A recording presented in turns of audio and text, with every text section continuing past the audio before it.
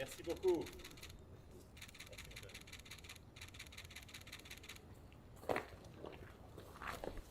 Presiden Prabowo Subianto bertemu Presiden Rusia Vladimir Putin di Istana Kremlin, Moskow. Ya, dalam sambutannya Prabowo mengucapkan terima kasih kepada Putin atas terlaksananya pertemuan ini, sementara Putin menyampaikan apresiasi atas kehadiran Prabowo serta menyoroti intensitas hubungan bilateral yang dinilai terus berkembang. Kedua pemimpin membahas berbagai isu strategis yang meliputi energi, antariksa, pertanian, industri, serta farmasi. Selain itu, keduanya juga bertukar pandangan terkait dengan perkembangan geopolitik dunia. Saya juga datang untuk konsultasi karena situasi geopolitik dunia mengalami perkembangan dan perubahan yang sangat cepat. Kami memandang bahwa Rusia telah berperan sangat positif dalam menghadapi kondisi geopolitik yang penuh ketidakpastian ini. Karena itu kami merasa sangat perlu untuk konsultasi bagaimana kita hadapi situasi ke depan, dan terutama kalau bisa kita terus mempererat kerjasama terutama di bidang ekonomi dan energi. Ya, Bank Pembangunan Asia atau ADB memproyeksikan pertumbuhan ekonomi Indonesia akan mencapai level 5,2% pada tahun 2026. Ya, meski prospek perekonomian Indonesia cenderung baik, ADB mewanti-wanti sejumlah resiko yang dapat mengganggu pertumbuhan ekonomi nasional. Bank Pembangunan Asia atau ADB memproyeksikan pertumbuhan ekonomi Indonesia akan mencapai level 5,2% pada 2026. Angka ini lebih tinggi dibandingkan realisasi pertumbuhan pada tahun lalu sebesar 5,1%, namun lebih rendah dari target pemerintah sebesar 5,4%. Berdasarkan laporan Asian Development Outlook edisi April 2026, ADB menggarisbawahi bahwa proyeksi pertumbuhan ekonomi Indonesia berdasarkan asumsi bahwa konflik di Timur Tengah tidak semakin buruk atau berkepanjangan. Dari sisi pergerakan harga, ADB memperkirakan rata-rata inflasi Indonesia akan berada di angka 2,5% untuk periode 2026. Proyeksi tersebut masih dalam rentang target inflasi Bank Indonesia sebesar 2,5 plus minus 1%. Meski prospek perekonomian Indonesia cenderung baik, ADB mewanti-wanti sejumlah risiko yang dapat mengganggu. Ketegangan geopolitik global yang belum mereda serta fluktuasi harga komoditas energi disebut masih menjadi ancaman bagi stabilitas ekonomi nasional. ADB menyarankan agar pemerintah terus mempercepat reformasi struktural guna meningkatkan produktivitas dan daya saing nasional. Selain itu, optimalisasi penerimaan negara dan efisiensi belanja dinilai krusial untuk menjaga ruang fiskal dalam menghadapi guncangan ekonomi di masa depan. Jakarta, Tim Liputan IDX Channel.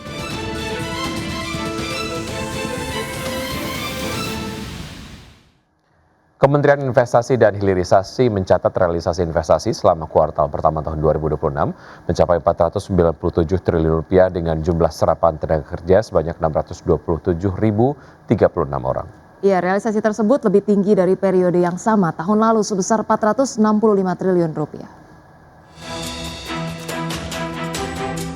Dalam rapat bersama Komisi 12 DPR RI, Menteri Investasi dan Hilirisasi Rosan Roslani menyebut Realisasi investasi selama kuartal pertama 2026 mencapai 497 triliun rupiah. Angka tersebut lebih tinggi dari periode yang sama tahun lalu sebesar 465 triliun rupiah. 30,2% dari total investasi sepanjang kuartal pertama 2026 berasal dari proyek penghiliran atau hilirisasi sumber daya alam. Persentase tersebut setara dengan 150,1 triliun rupiah. Realisasi investasi tersebut telah menyerap sebanyak 627.036 tenaga kerja. Jumlah itu tumbuh 5,5% secara tahunan. Sementara itu, negara asal investasi masih dinominasi oleh Singapura, China, Jepang, Korea Selatan, dan Amerika Serikat. Target yang dicanangkan oleh pemerintah pada triwulan pertama ini bisa kami capai yaitu sebesar 497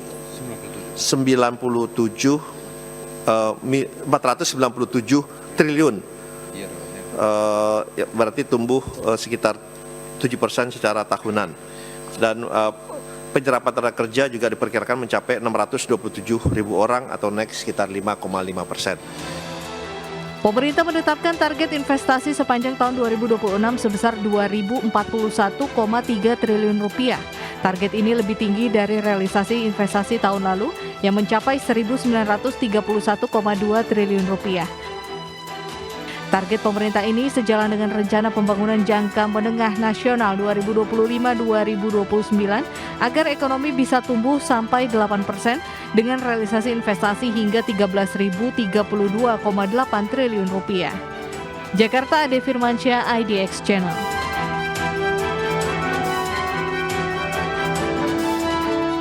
Pemirsa, emiten sekuritas PT Yuli Sekuritas Indonesia Tbk atau Yule mengumumkan pembagian dividen tunai untuk tahun buku 2025. Ya, total nilai dividen mencapai 15,87 miliar rupiah atau setara dengan Rp10 per lembar saham, dan keputusan ini ditetapkan dalam RUPST dan yang digelar di 10 April 2026. Emiten sekuritas PT Yuli Sekuritas Indonesia Tbk atau Yule mengumumkan pembagian dividen tunai untuk tahun buku 2025. Total nilai dividen mencapai 15,87 miliar rupiah atau setara Rp10 per saham. Keputusan ini ditetapkan dalam RUPST yang digelar 10 April 2026. Perseroan menyampaikan pembagian dividen ini mengacu pada kinerja keuangan sepanjang 2025. Yule mencatat laba bersih sebesar 132,13 miliar rupiah, dengan saldo laba ditahan mencapai 300,69 miliar rupiah. Sementara total ekuitas perusahaan terlapor sebesar 699 miliar rupiah. Manajemen menilai kinerja positif ini menjadi dasar pembagian dividen kepada pemegang saham. Adapun jadwal pembagian dividen telah ditetapkan, dimulai dari kam dividen di pasar reguler dan negosiasi pada 20 April 2026 dan ex dividen pada 21 April 2026. Sementara pemegang saham yang berhak akan ditentukan pada 22 April 2026 dengan pembayaran dividen dijadwalkan pada 13 Mei 2026. Hingga penutupan perdagangan terakhir, saham Yule terpantau menguat 1,2% ke level Rp3.370 per saham. Berbagai sumber IDX Channel.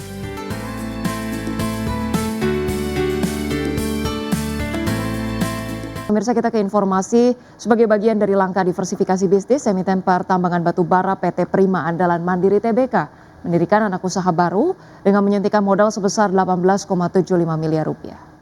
Ya, berdasarkan keterbukaan informasi, perseroan mendirikan PT Mandiri Data Investama atau MDI dan melakukan penyetoran modal dalam bentuk tunai yang seluruhnya berasal dari kas internal.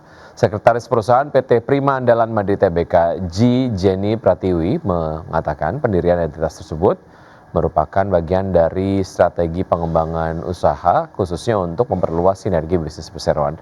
Dengan transaksi tersebut, perseroan menguasai 75% saham MDI sehingga entitas tersebut resmi menjadi anak usaha perseroan. Manajemen menyebut langkah ini dilatar belakangi oleh upaya diversifikasi bisnis ke sektor pengolahan data dan teknologi informasi. Perseroan menilai sektor tersebut memiliki potensi pertumbuhan yang dapat mendukung kinerja jangka panjang.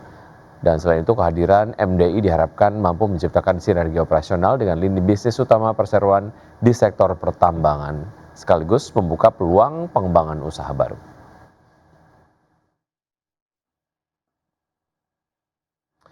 Pemirsa, aktivitas penawaran umum perdana saham di pasar modal Indonesia diperkirakan kembali bergeliat pada semester 2 2026.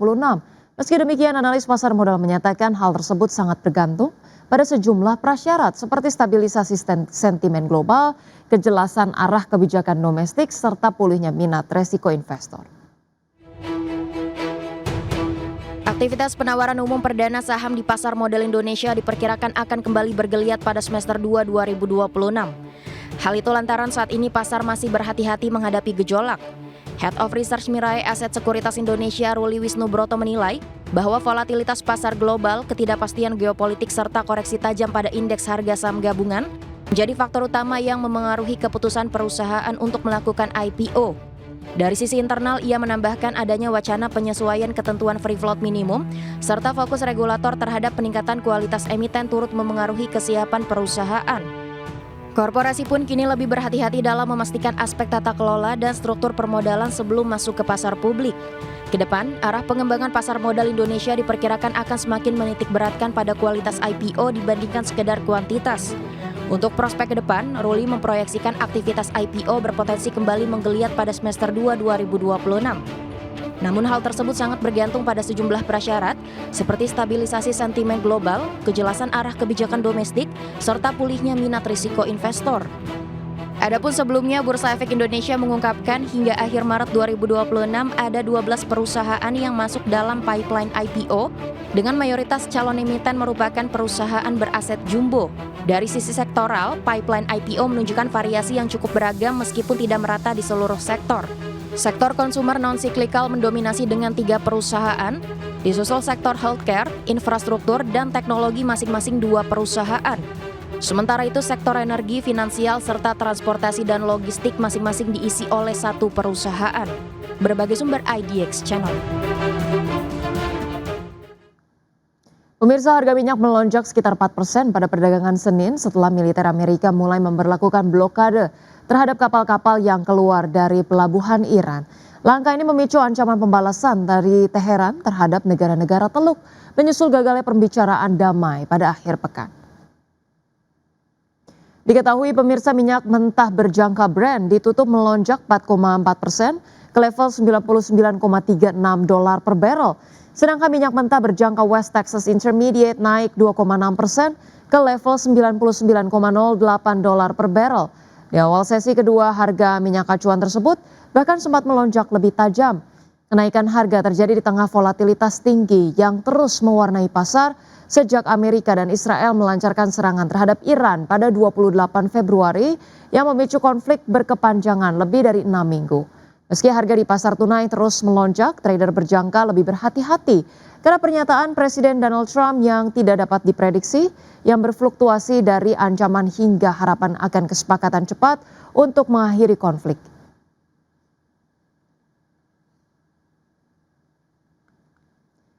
Ya, pemirsa, selanjutnya update dari bursa global. Bursa saham Wall Street menghijau pada perdagangan Senin dengan indeks S&P 500 dan Nasdaq masing-masing melonjak lebih dari 1%, di mana penguatan terjadi di tengah optimisme investor bahwa konflik di Timur Tengah berpotensi menemukan solusi meski perundingan antara Amerika Serikat dan Iran pada akhir pekan kembali gagal.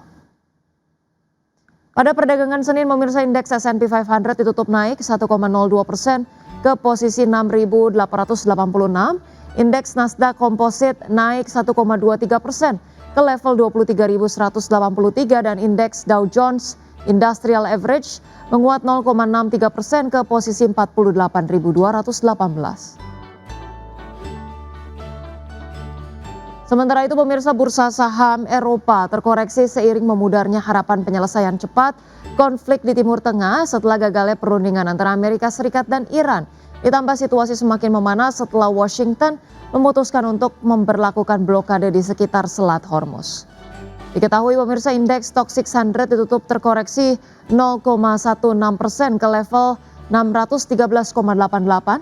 Indeks DAX Jerman melemah 0,26% ke posisi 23.742 dan indeks FTSE 100 Inggris terkoreksi 0,17% ke posisi 10.582.